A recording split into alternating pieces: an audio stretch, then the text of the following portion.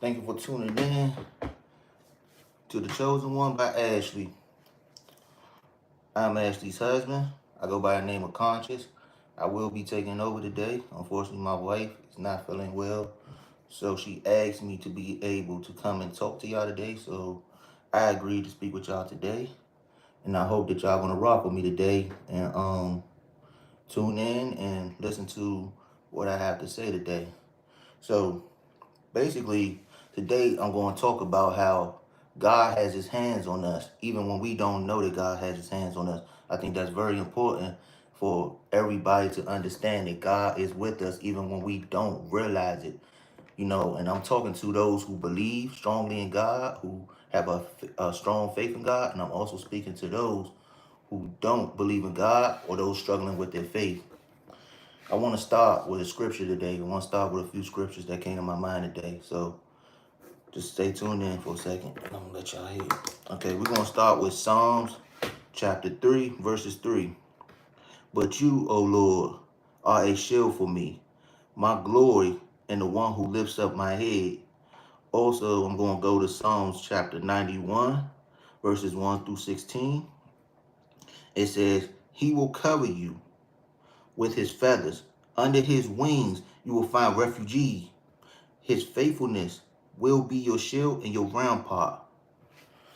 So basically, that's basically saying that God will cover us no matter what.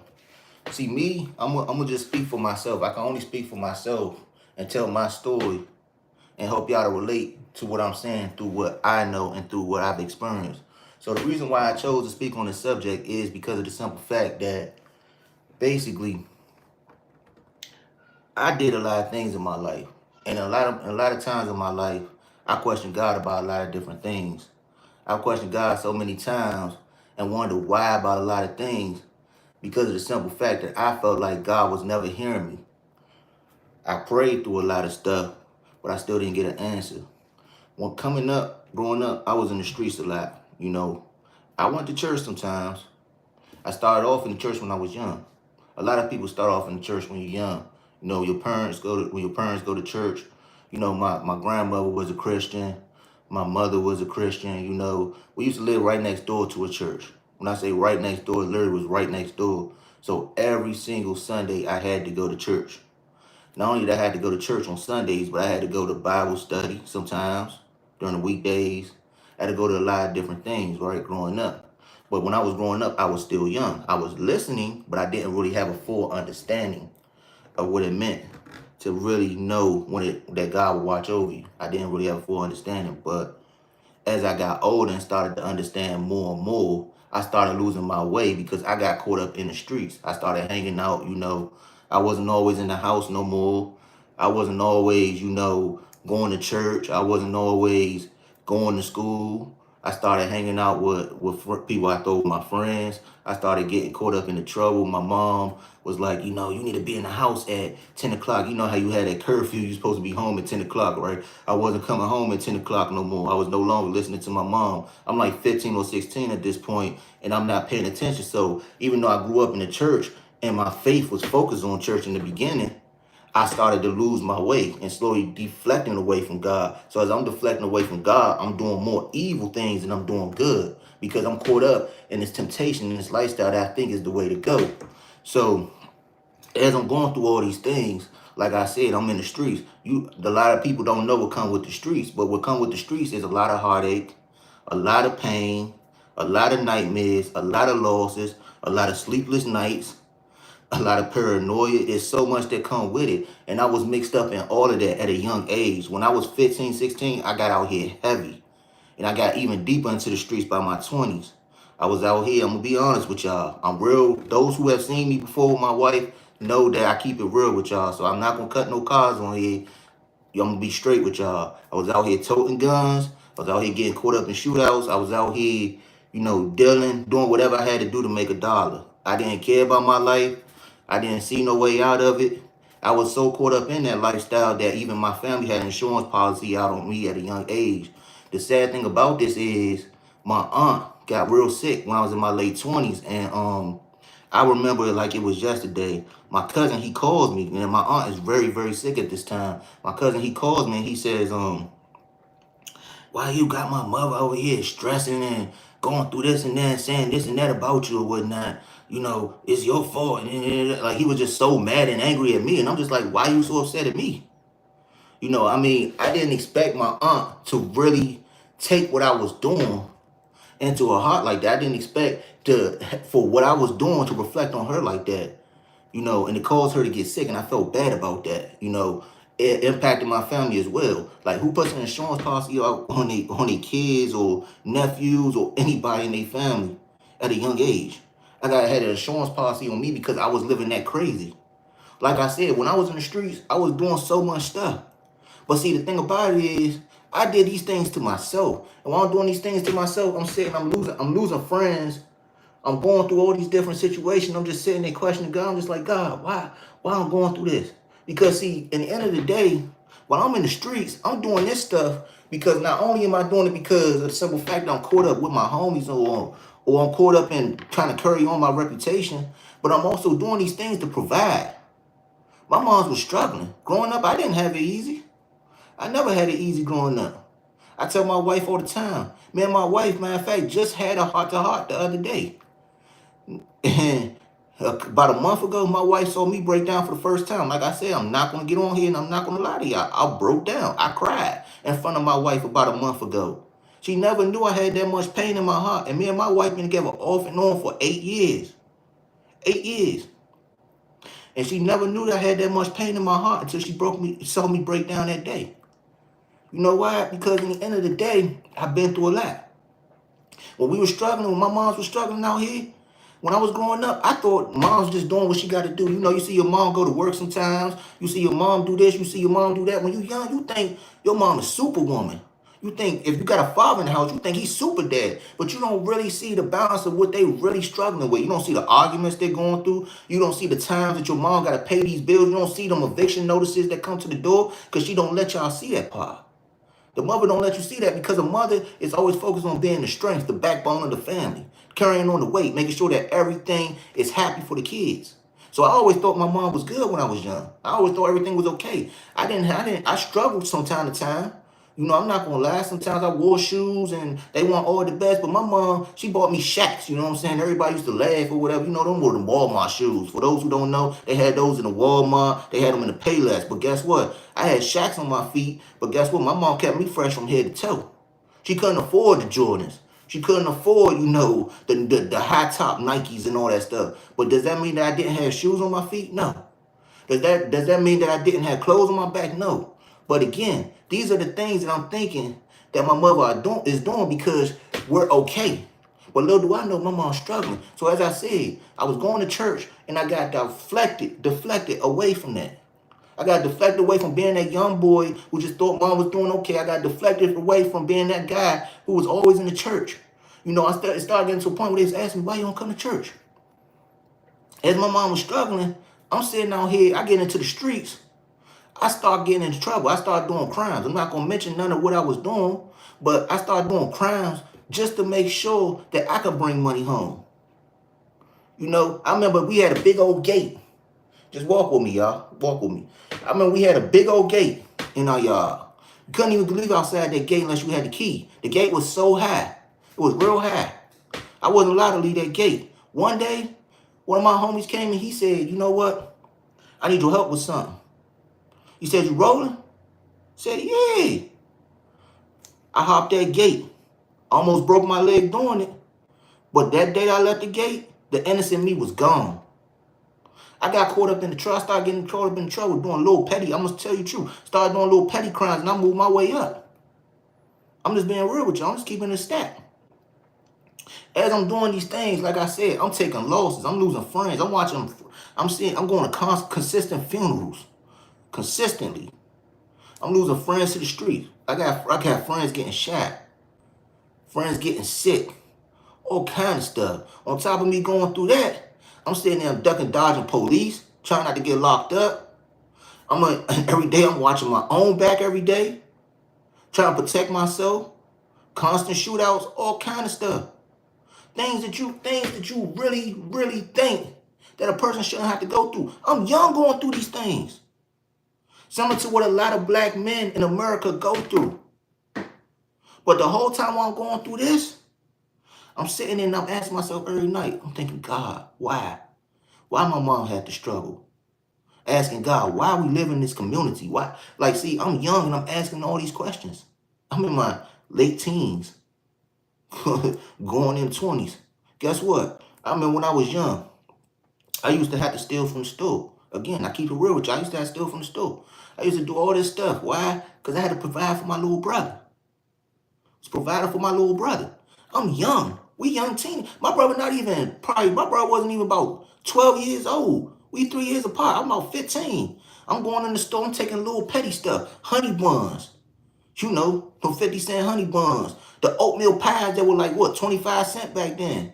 Still in constant oatmeal pies, honey buns, sunflower seeds, whatever I could get my hands on that I thought was going to bring food in the house. Trying to get some rap snacks back then when they first came out. Whatever I could get my hands on. And I got caught doing that. But I did it to provide. At a young age, I'm stealing so me and my brother can eat.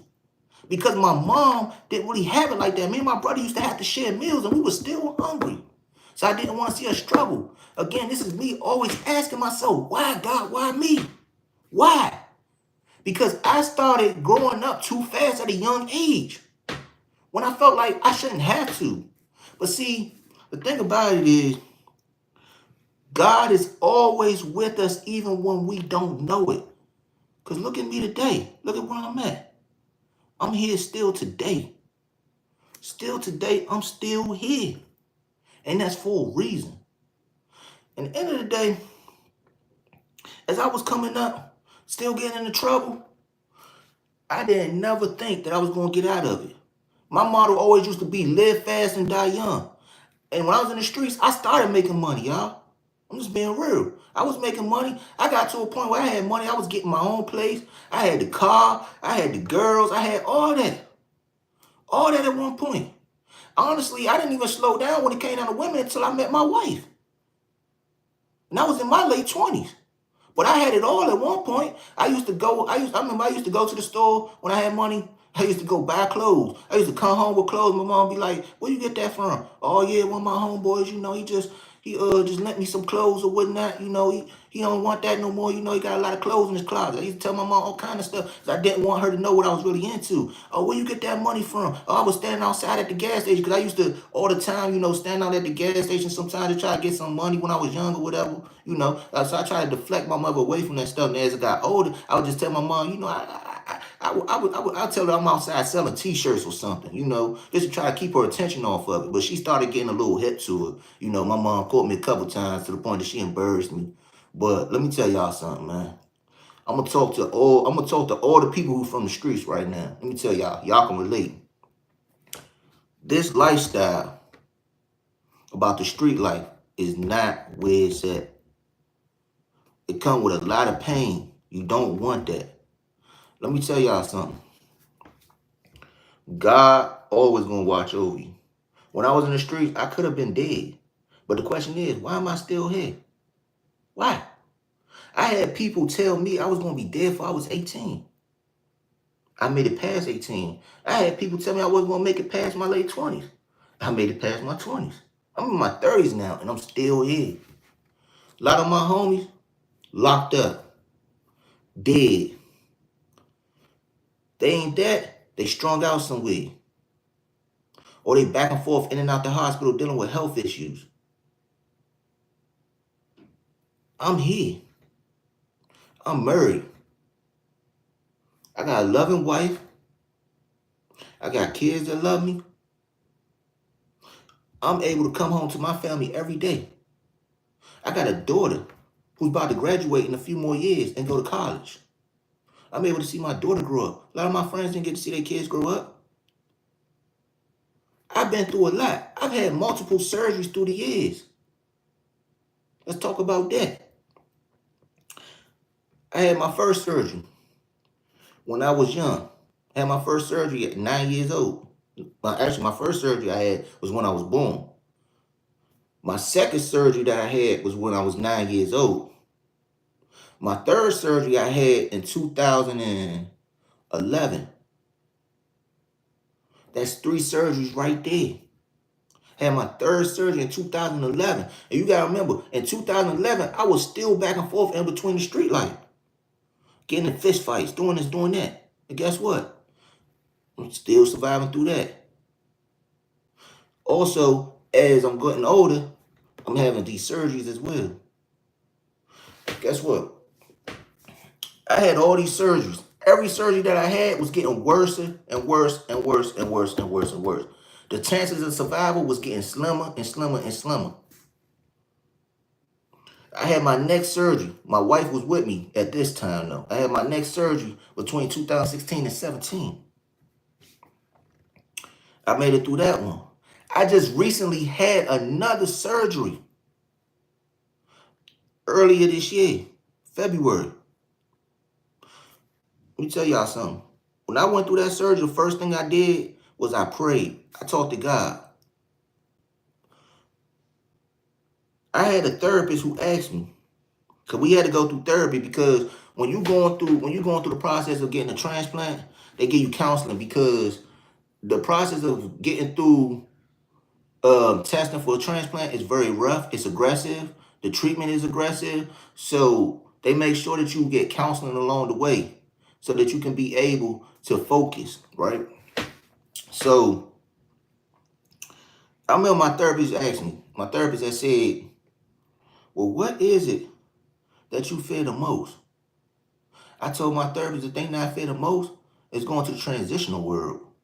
My therapist said, transitional world? You know about transitional world? I said, yeah, I know about the transitional world.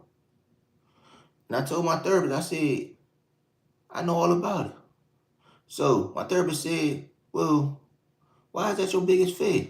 I said, because my biggest fear is that I'm going to go to the transitional world and I'm going to get too comfortable in the transitional world. Because the thing about it is, a lot of people don't know what the transitional world is. For those who don't know what the transitional world is, it's a pit stop between heaven and hell. It's like you're going on a highway, okay? You're in a coma, but it's like going on the highway. You know how you're driving on the highway, you know, going down the street, you see a pit stop right there? It's like a truck stop where trucks park and they get some rest or whatnot. That's exactly like the transitional world. It's a pit stop between heaven or hell. You go there and you either going to be in heaven or you're going to be in hell or you're going to be in between both.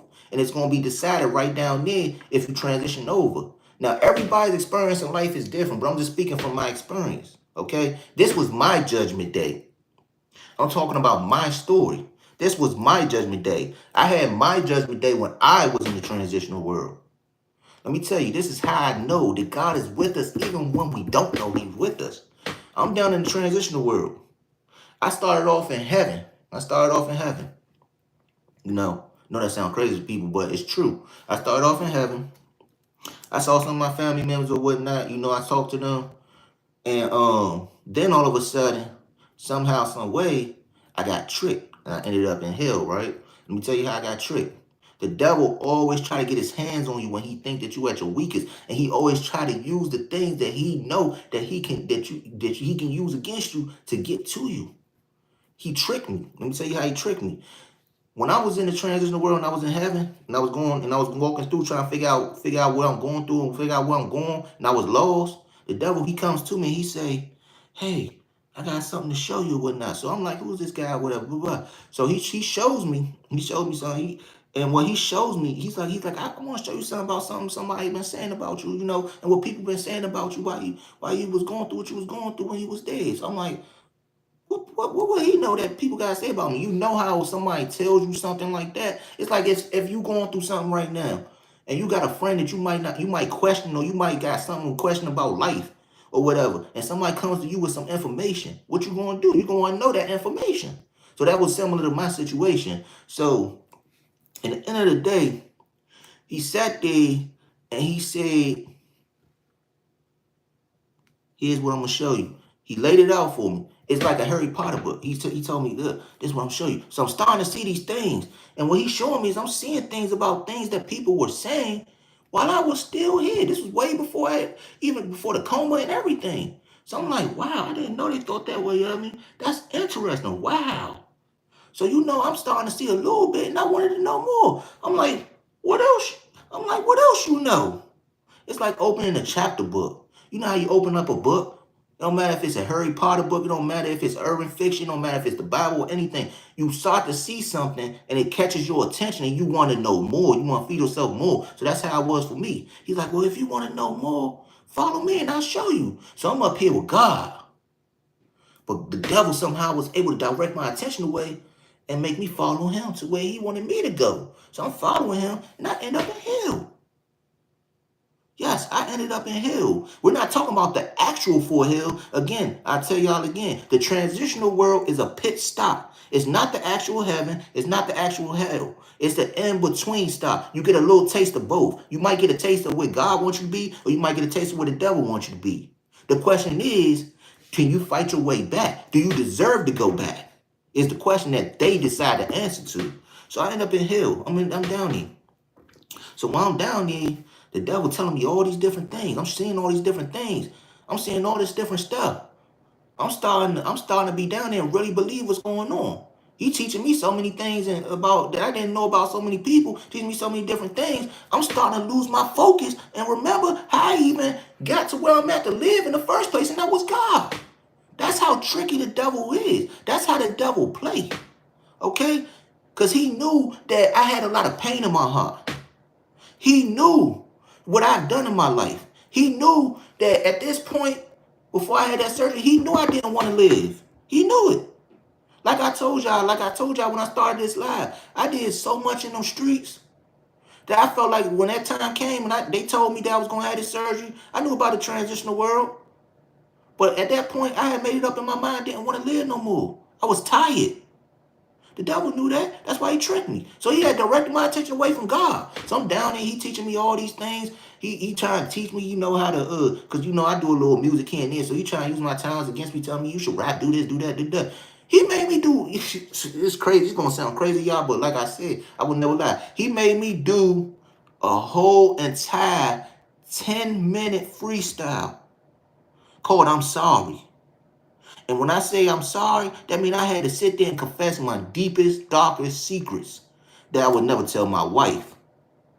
I would never tell my mother. I would never tell my cousin. Only me and God know those secrets. You understand what I'm saying? He made me confess all of that. Then on top of me confessing all of that, I had to talk about things that I've done in my life. And a whole 10-minute freestyle, and along the way, I had to keep saying I'm sorry. And he sat there, he kept laughing at me. But then in the end, he said, I can use you. Yeah, matter of fact, I think you should stay here with me. But it's funny though, when I'm going through all these things, right, in the transitional world, let me tell you how I know God never leaves you. Because while he's saying this, all of a sudden, boom, I see a little light open up, right? It's like, if you look at your ceiling, you got squares in your ceiling. You know how you got tiles? Like you might go to your job or something, you might got tiles at the top of the ceiling or something. I see one of those, like something open up, but instead of seeing like a tile, I see like a little bright light, right? And as soon as I see this bright light, I start to hear voices. I'm starting to hear my mother's voice. Now, this whole time I've been in this coma, in this transitional world, I done been through a pit stop in heaven. Now I'm in hell. I never once heard my mother's voice. I had been down there for so long, I didn't even know what was what. I thought what I was living was real. That's how I felt when I was there. Y'all don't have to relate to what I'm saying. I'm just giving y'all the truth. Because in the end of the day, you never know when it's going to be you. And sometimes there's a lot of people who've been through this, and a lot of people tell their story, and people look at them like they're crazy. I'm just talking to y'all because I care. I want to touch somebody today, and I'm going to touch somebody today. Whether you relate to it or not, somebody going to get something out of what I'm saying. Walk with me. Like I said, I see this light. It opens up. It's right here at the ceiling. I'm starting to hear my mother's voice. I'm starting to hear family members. My mother like, can you hear me, son? I'm just looking at you. I start to shake my head. Yeah. Like this or whatever, from down in the transitional world. So I'm hearing on the outside, my mother like, he's shaking his head, he's shaking his head. She like, man, as time go along, she telling me to do these different things. You know what I'm saying? Because the doctors told my mother and told my family I wasn't gonna make it. They tried to pull the plug on me, y'all. They was filling me up with all kind of meds, that my organs were shutting down after surgery and all that. They didn't want me to live at that time. They didn't even think I was strong enough to live. But God had other plans for me. This is what I mean by when I say, when God say he got you, he got you. It don't matter what you've done in your life. It don't matter what you've been through. God is always going to walk with you even when you don't know that he will. I promise you. God has your back no matter what. You got to understand it. You got to believe it. You have to trust it. God had me even when I didn't know he had me. I could have died when I was in that coma. When I was in that transitional world, I could have crossed over. I got too comfortable. God said, it's not your time, son. He opened up that bright light. He opened up that ceiling. He made a way for me to come back. When the doctor sat there and told my family I wasn't, they told my mother that they was going to pull the plug. They also told my mother that they was not going to turn down that machine. My mother sat there and said, no, my son is a fighter. And God told me he going to make it. She said, y'all turn that medicine down. I know my son. God told me he has him. So as my mother saying, do these things, she said, move your fingers. I remember in the transitional world, move my fingers. I move my fingers. Guess what? My mother like, he moving his fingers. The doctors are like this. Wow. Remember, I'm in the transitional world. I'm in a whole coma. But up there, they're seeing the things that I'm doing. They're hearing it. I'm seeing these doctors. How can I see the doctors from the transitional world? How can I see what's going on out there and I'm way down here? You see how powerful God is? You see how powerful he is? You see the things that he can do? God worked through my mother. God worked through my wife. Let me tell y'all another quick story, right? Before I get through and tell y'all what happened next. So I'm in the transitional world, right? So as I'm in the transitional world, I'm in hell, right? So the devil, he walking me through all these different things. So he running these different tests on my exes. I'm talking about my exes, baby mamas, and all that. So the test was he telling me to ask them and tell them that I'm real sick and tell them that I need their help and see if they can help me. So I'm going to all these different places the devil taking me. And I'm asking, like, talking to my ex. I'm like, I'm real sick and I need this help with this and then I need you to do this for me and all. And I'm just like, are you crazy? Why would I do that? Some of them laughed at me. But guess what? The one who I'm married to that y'all know that y'all see every day, the chosen one, Ashley, she the only woman out of all of them that sat there and said, I would do that even without him asking. I always loved him. He just didn't know it. I had a hard way of showing it. I didn't mean to hurt him. If I ever get a chance to love him again, I'm going to love him right. I'm going to do right by him. I'd do anything for that man. That alone was the reason why I fought to come back. I fought so hard because even the devil said it was surprised. That's how powerful God is. God showed me my wife. My wife, the woman I married, even when I was down there. God had his hands on me even in hell. Because I told myself down there, even the devil was shocked. He was like, wow, you see, that's who you should have been with. But you going to get to be with her because you here with me. And I said, oh no. I'm going back. And when I go back, I'm going to marry that woman. And guess what? That's my wife. I married her. We married now. Been married now for almost 2 months. It's been 2 months. The 18th was 2 months. Like I said, you never know. God always going to have his hands on you. I know this is a crazy story to some of y'all. Some of y'all might don't understand. I don't expect everybody to understand where I'm coming from with this. But I'm trying to touch somebody today. This is not what I do. This is what my wife does. I'm taking time out of my day to talk to y'all because I care about people. I want to help somebody. And I hope that when I'm done, that today somebody takes something from this and it helps them so they can help somebody else. But let me get back to the point of what I was making. As I was saying, so I remember, I told y'all about how the top opened up. The light was up there. God said, My mother telling me to move my finger. I'm doing everything that I'm being told to do by my mother. My aunts are coming. My aunt told me, I remember my aunt came to visit me, my Aunt Angel. She come to visit me, right? She say, nephew, she say, they playing with you. You good, right? You good, right? Even when you seem slow, even when you seem the way you seem, you good, ain't you? I shook my head, yeah, right, like that. I did just like that and started laughing because I know my aunt, she always cracking jokes, right? And then from up there, they all like, look at him, he moving his head. Guess what? God wasn't done with me yet. He wasn't. He wasn't done with me. I'm doing all these things. I didn't even know that I was fighting my way back. But God opened up the door. You see, here's the thing. When God got a purpose for you to serve, He gonna make sure that you understand your purpose. When God says it's not your time, He gonna make sure you don't know it's your time. Everybody goes through things in life for a reason. We don't always understand why we go through what we go through. Remember, for those who've been tuned in from the beginning, like I said, I've always wondered why I had to go through what I went through. But there's a bigger purpose for me at the end. There's a bigger purpose for me. Like I said, God opened up that door for me. And when He did everything I was told to do, I did it. And it got to a point where I had one last pit stop before I came out that coma. My last pit stop that I made was I had to go see myself. And that was a life-altering experience. What I saw that day was a real life-altering experience. What I saw when I had that last pit stop before I came back out that coma was I saw myself. I was all pumped up. My face was swollen. I had a tube down my throat. I had a feeding tube in my neck. They were feeding me through my neck. And guess what? All I could do was tell myself, get up. Kept saying, get up. I remember. I kept saying, get up. It was just me and myself in that room. Kept saying, get up. I wouldn't budge. I wouldn't move. Just kept saying, get up, wouldn't move. I go back to the transitional world, right? And then next thing you know, my mother say, son, open up your eyes.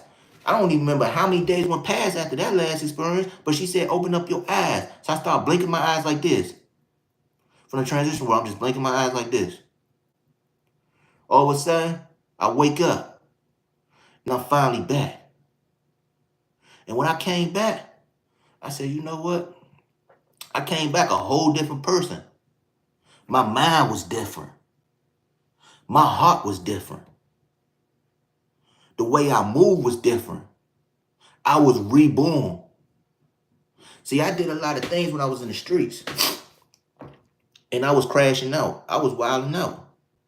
I ain't had no plans to slow it down. I ain't had no plans on changing my life. I ain't had no plans on even thinking different or doing anything different when I was in those streets. Because the streets was all I know. Still till this day, I'm still struggling to stay out the streets. It's an everyday struggle for me, but God is keeping me on track. Ain't nothing like God. Ain't nothing like the power of God. God can do for us what nobody else can ever do for us. That's one thing that you need to know. God can do for us what nobody else can do for us. That's why I'm able to still come home to my family every day. Don't get it twisted. Don't ever get it twisted. I struggle. I got my struggles. I got my days where sometimes money is tight. Who don't? Times are hard. I got times where I say, dang, if only I could go out here and do this. I could make that times 10. I could make that much, do this, blah, blah. I got time when my homies call me sometimes, hey, come around the way, kick it, blah, blah. I might slide up on them, push up on them, see what's going on, but I don't stay around too long. I get gone. Like, I gotta go home. I don't stay outside too long. If I go see my homies, might dap them up. What's up? You been all right, blah, blah, blah. Check on them 20 minutes and I'm gone. I don't stay around too long. I got times where I still have my struggles. My wife will tell you. She'll tell you. I be having times in my sleep where I have nightmares. It's like I'm reliving my past. I can't even escape or shake some of the things I've done because it still walks with me. Yeah, I made it out the streets, but did I really make it out? I'm still in a prison in my mind and in my heart, but God is still directing me as I go along. That's what I'm saying. When God has his hands on you, There's nothing that the devil can do to destroy you. There's nothing that he can do. He can never destroy you. It don't matter what the situation is. Let me tell you something. God took me through what I went through for a reason. Had I gotten sick, would I have really changed my life? Let's talk about that. Had I gotten sick, would I have really changed my life? I told y'all how many surgeries I had. A couple of them. While I had all these surgeries, I'm still in the streets.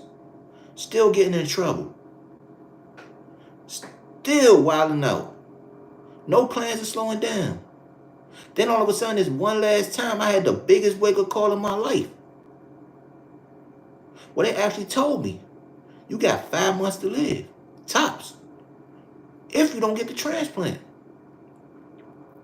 The biggest wake-up call, I'll never forget it. My son saw me. He sat there and he was crying. My son was right there when they delivered the news to me. My oldest son, he's sitting there crying. He's like, oh God, Dad, I don't want you to die. My dad gonna die. He really thought I was gonna be gone. That touched me. I got sick. Real sick. And I was sick for a couple of months before I even checked into the hospital. Let me tell y'all something. I got sick. And I checked into the day that I found out what was going on with me. It was on my birthday. So for a while, my brother was taking care of me because I couldn't get up off the couch. I couldn't hardly move. I could barely bathe myself. I could barely go eat. I could barely do anything. My body was so swollen. I couldn't move. You know what I'm saying? I was in so much pain. The day that I found out what was going on with me and what was wrong with me was the day of my birthday.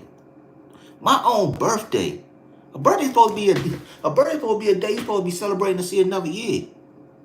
I remember like it was yesterday. We had just planned on going out. Me and my kids, we were supposed to go out. My mom, some family, some loved ones, we supposed to be celebrating my birthday, right? Because a year previous to that, I didn't get to celebrate my birthday previous to that neither. So we supposed to be celebrating. It's supposed to be the one time I got to do that. All of a sudden,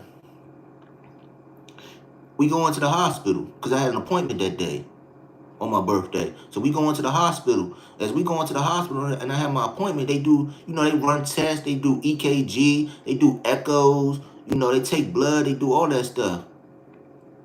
And as they do that, give me a second, y'all.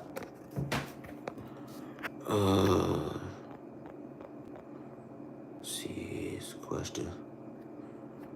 Give me a second. How do you deflect? I don't know. Honey! Give me a second, y'all. I'm not used to this iPhone stuff. Okay, y'all. Stay with me, y'all, for a second. Have my wife come in here for a second. But that's Miss Ashley texting about Andrew. Says, can she come get me at 10:15? All right. So, all right. That's my wife, y'all. I'm sorry about that. Sorry, man. I know you wouldn't feel real sorry. But that was important. That's about our son.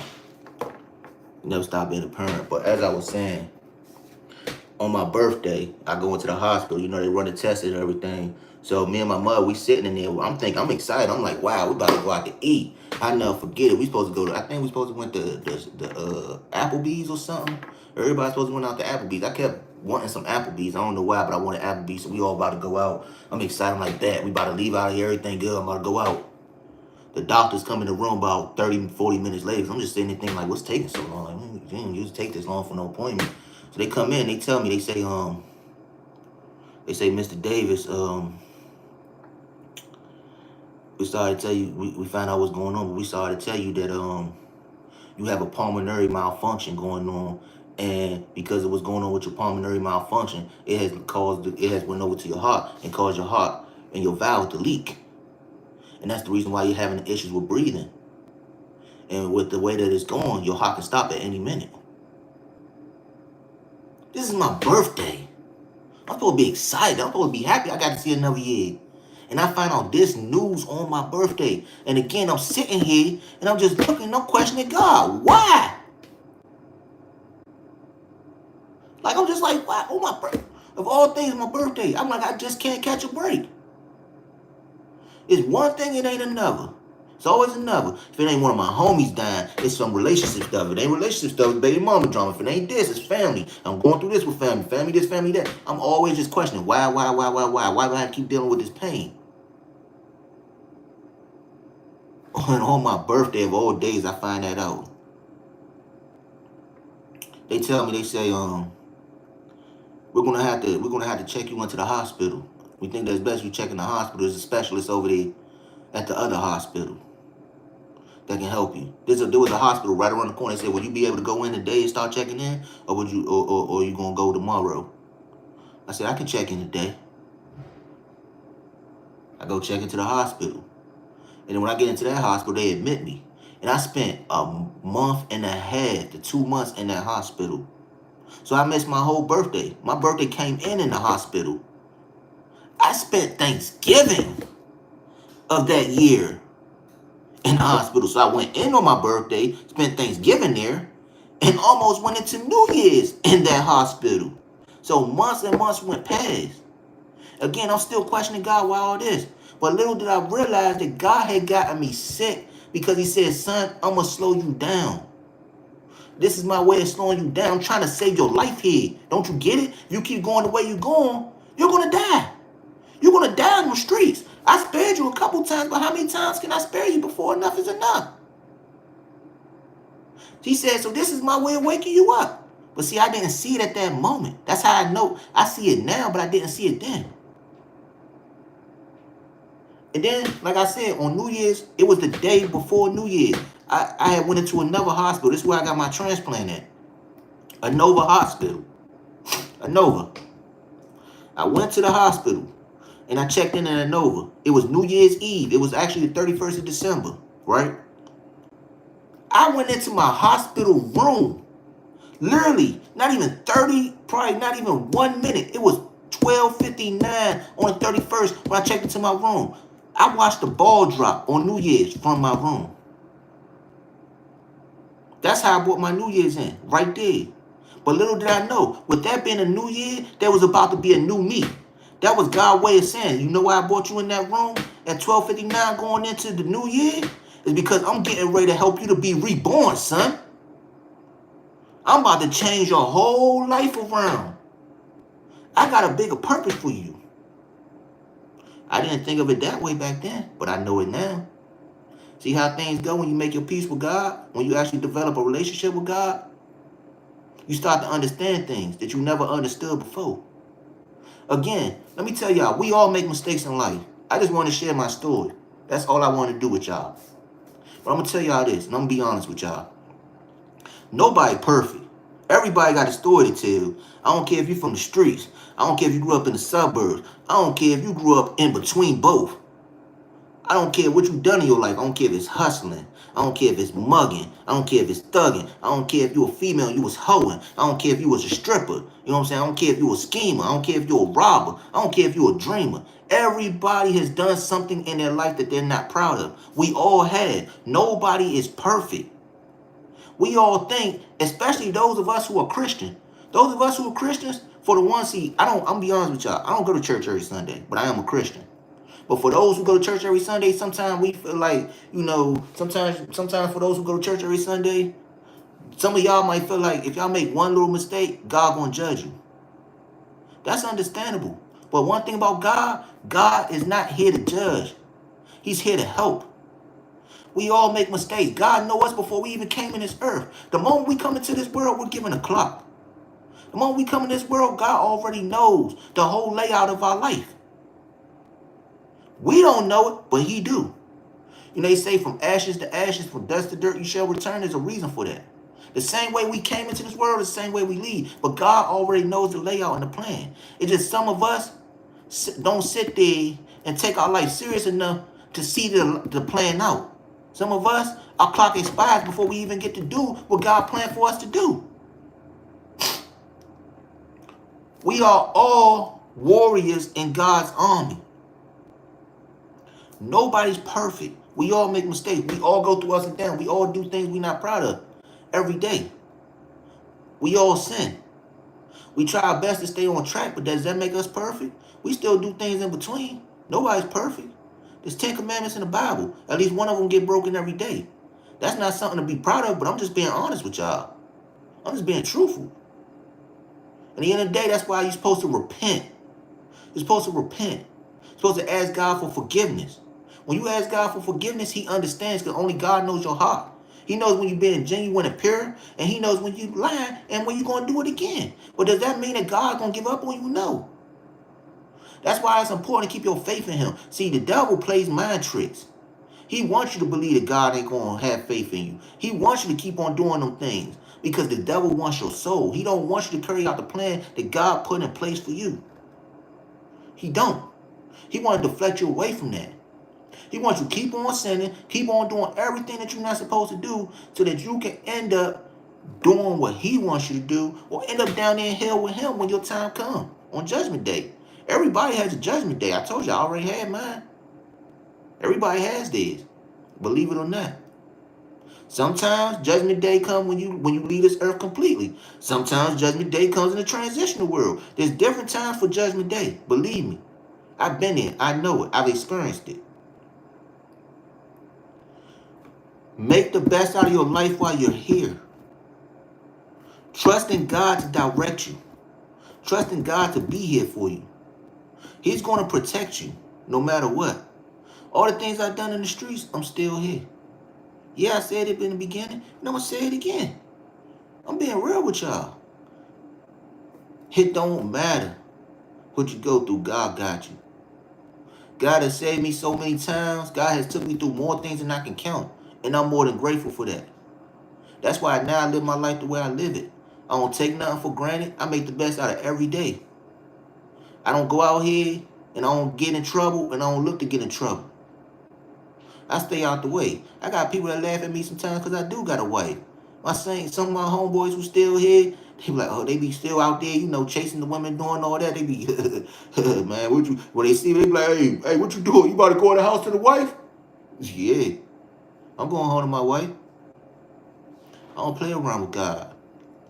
When you make God a promise, you stand on that. Stand on business. You can stand on business in the street. You can stand if you can go out here and be like, I'm dedicated to making this money, hustling. If you go out here and be like, I'm gonna go hit the pole and make that money, or if you out here with the OnlyFans doing whatever your hustle is, men and women, whatever your hustle is, whatever you gotta do. If you can dedicate your life to get up and go to your 9-to-5 job, you can dedicate your life to doing what you're supposed to do through God. There's no excuses. There's no excuses. Period. I stamped that. And I stand on that. Stand on God like you stand on business with life. There's no excuses. Yeah, you might not have the you might not be where you want to be. You might not have the Benz. You might not have a whole bunch of money. You might not have this and you might not have that. But thank God for what you do have right now. Thank God for what you got right now. Because you could be doing worse. If you got a roof over your head, be thankful for that. God gave you a roof over your head. Don't forget, God is very powerful. As fast as God gives, he can take back. That's what a lot of people don't understand. You know how you giving something out of nowhere, a blessing? You know how you get a blessing, you like, wow, I've been so blessed with this, and then you go do something, and you try to do something with it, but you don't take that blessing serious when you get it, and then all of a sudden something goes wrong with that blessing. You wonder why? Because you don't take it serious. You don't appreciate what God gave you. Appreciate what God gives you. It says it in the Bible. It says it in the Bible. When you're given a gift, you're supposed to use it. Because when you go to Judgment Day, one of the biggest questions it says in the Bible that God gonna ask you, what did you do with the talents that I gave you? What did you do with the talents I gave you? Everybody's good at something. So are you gonna use what you're good at to help elevate yourself in life and elevate others? Or are you gonna waste it? And wait until your day come to sit there and question God and be like, oh, and sit there and ask for forgiveness and want to live longer. Oh, I didn't get to do this. I didn't get to go do this. When your time is up, your time is up. Thank God for what you had. You got a roof over your head. Thank God for that every day. Your bills are paid. Thank God for that. There's people out here getting evicted every day. That's the problem with us. We too selfish. There's a lot of selfish people in this world. Stop being selfish. There's no reason to be selfish. Appreciate what you have right now. Because a lot of people don't have what you had. You got a car. It might not be the best car. It might have a dent in the door. Sometimes it might struggle from time to time, but does it get you from point A to point B? Does it get you to work? Does it get you to pick up your kids from daycare? Yeah, if it do, you should appreciate that. Because there's a lot of people who would love to have that dented up car to go get their kids from daycare. A lot of people would love to have that dented up car to go to work instead of catching the bus. Guess what? Do you have food in your refrigerator every day? If you do, you should thank God for that. There's a lot of people in this world who are hungry. A lot of kids. We're not even just talking about grown-ups. There's kids in this world hungry that would love to have a piece of bread. I'm not talking about a sandwich. I'm talking about a piece of bread. You got a piece of bread in your fridge. You got lettuce, tomatoes, burgers. You got food in your fridge, anything, fruits, vegetables, all that. Thank God for that. Like I said, too many people are way too selfish. Y'all so worried about what you don't have. Y'all see, that's the problem. I'm gonna talk about it. I don't care. I'm gonna be real. I'm gonna talk about it. Let's talk about it. People so caught up in what everybody else got going on. They see these celebrities, the glitz and glamour. They see all this stuff. Y'all trying to keep up with the Joneses. Live within your means. Y'all so worried about what the next person doing. Maybe your homeboy, maybe I'm speaking to the men, maybe your homeboy might keep a stack in his pocket. Or something like that. You don't got a stack in your pocket. Why you worried about why he got a stack? Ain't your bills paid? You probably got a good woman at home. You probably got a fridge full of food. You probably got clothes you can wear every day. So what? You ain't got a stack in your pocket. Your bills are paid. That's all that matters. You got a good woman at home. Go home. Be with your family. To the women. I'm talking to the women now. Your homegirl. Oh, she got this going on. She got that going on. Oh, she do this, she do that. She living like this, she living like that. Why you worried about what your homegirl got going on? Why you not thinking about what your life is? You got kids that love you. That look up to you. Look at you as a superhero, as a mom. Every single day. Your bills are paid. Every single day. You got ways to get back and forth every day. You got car. Love and support. Why you worry about what the next person doing? Focus on what you have at home. So what, you don't have a whole bunch of outfits to put on every day? So what, your hair only get done once a month? You can't constantly get it done like your homegirls and them do. So what? Your kids are taken care of. You got groceries. You got food. Your bills are handled. Appreciate that.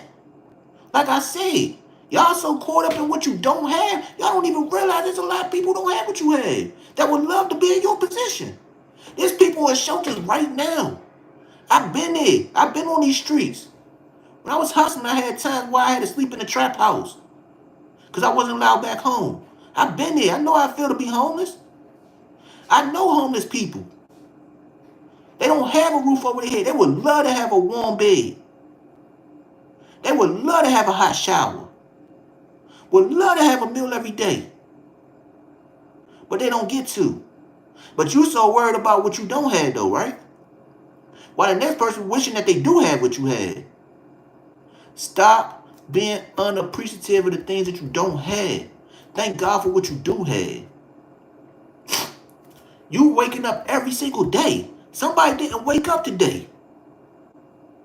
Somebody didn't get to open up their eyes today. I've been there. I could have been that person. You're waking up every day.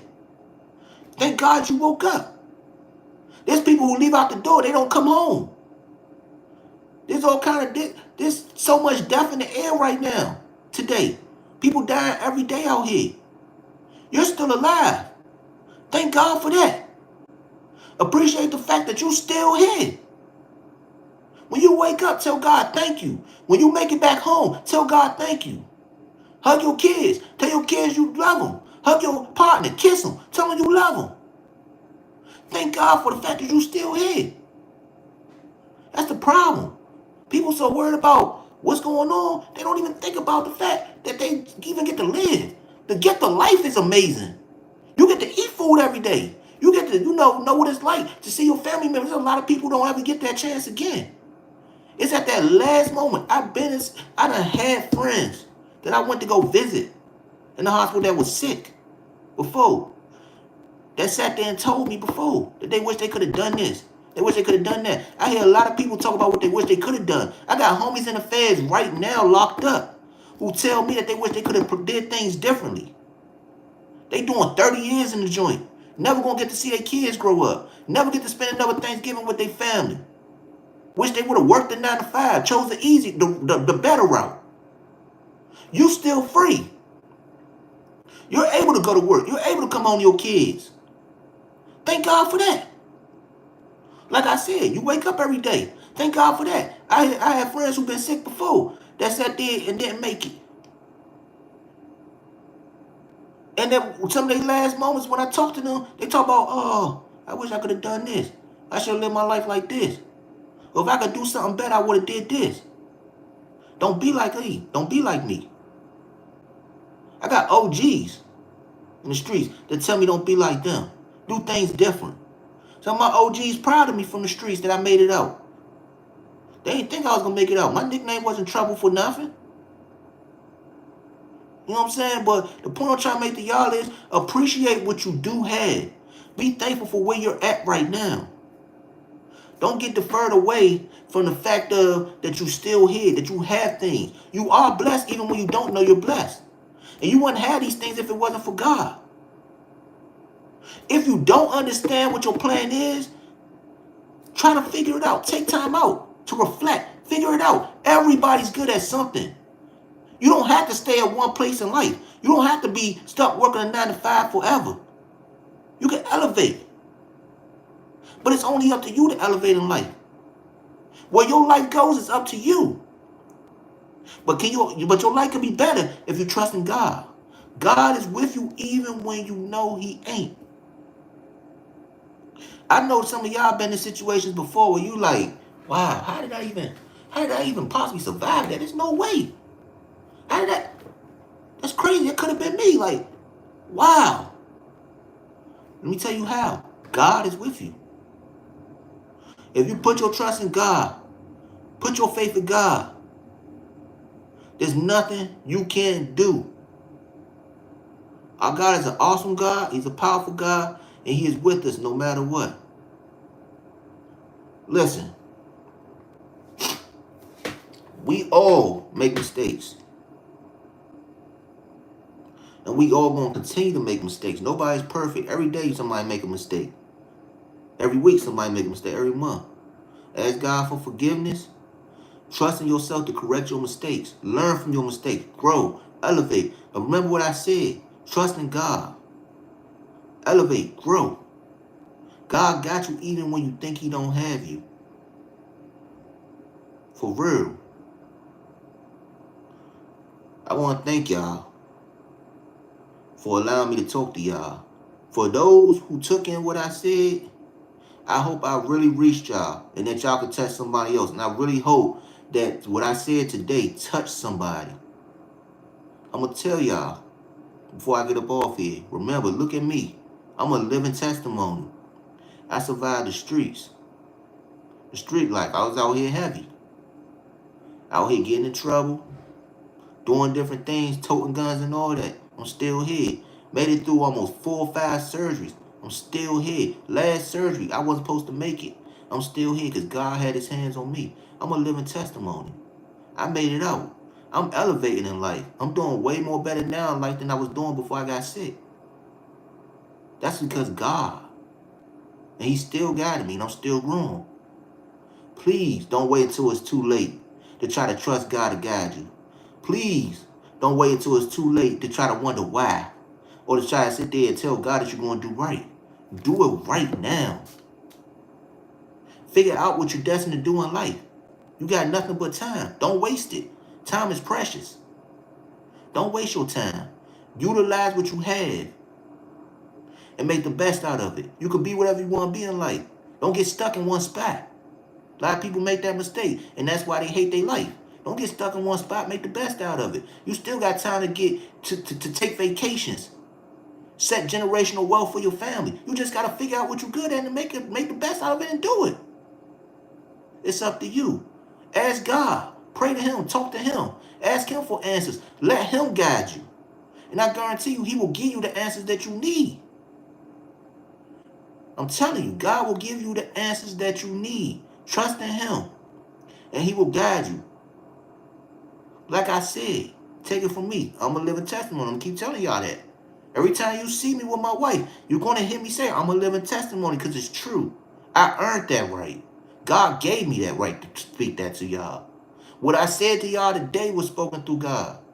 I didn't come over here planning nothing. I didn't try to figure out how I was going to talk to y'all. I just said what was in my heart. What God wanted me to say. Stan from Portland. Amen. Thank you, Stan. I just said what was in my heart. I just wanted to touch somebody today. God told me to talk to y'all about this today.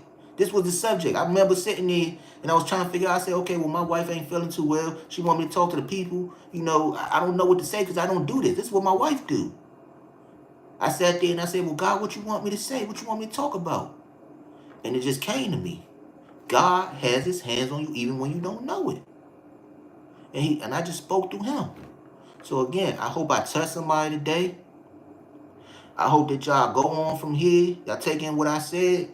Y'all use what I said to grow, reflect, help others. And for those who I didn't touch, I'm sorry that I couldn't touch y'all. But in the end of the day, if you don't take nothing else from what I said, then at least take this in. God will always be with you. No matter what. Again, if you ain't take nothing else that I said in, take this in. God will be with you no matter what. Before I go, I would like to say a prayer with y'all. That's how I'm going to end this live. I'm going to say a prayer with y'all. Then I'll go ahead and get up off here. So I need to go take care of my wife and spend time with my kids. Bow y'all heads with me. Almighty God, I thank you for allowing me to talk to these people today. I thank you for giving me the right words to say to the people and speak from the heart. I thank you for touching me in many ways and being able to help somebody today, Almighty God. I pray for those who are on this live right now that's listening. I'm praying that you keep them safe. You help them to grow, God. You let them see another day no matter what. You give them strength even when the devil is trying to reflect them away. You help them to fight against the devil. Almighty God, I ask that you help to continue to give them health, continue to give them wealth, continue to help bless them, bless others. I ask, Almighty God, that you continue to touch me. You continue to touch these people as well. Thank you for everything that you've done for me. Thank you for everything that you've done for these people. And again, Almighty God, I thank you. I thank you. I thank you for allowing me to speak and touch others. In the name of Almighty God, I pray. Amen. Amen. Again, thank you for allowing me to speak to y'all. My name is Conscious. Hopefully, again, I get to talk to y'all sometime. I appreciate y'all. I love y'all. Go in peace. Have a good day.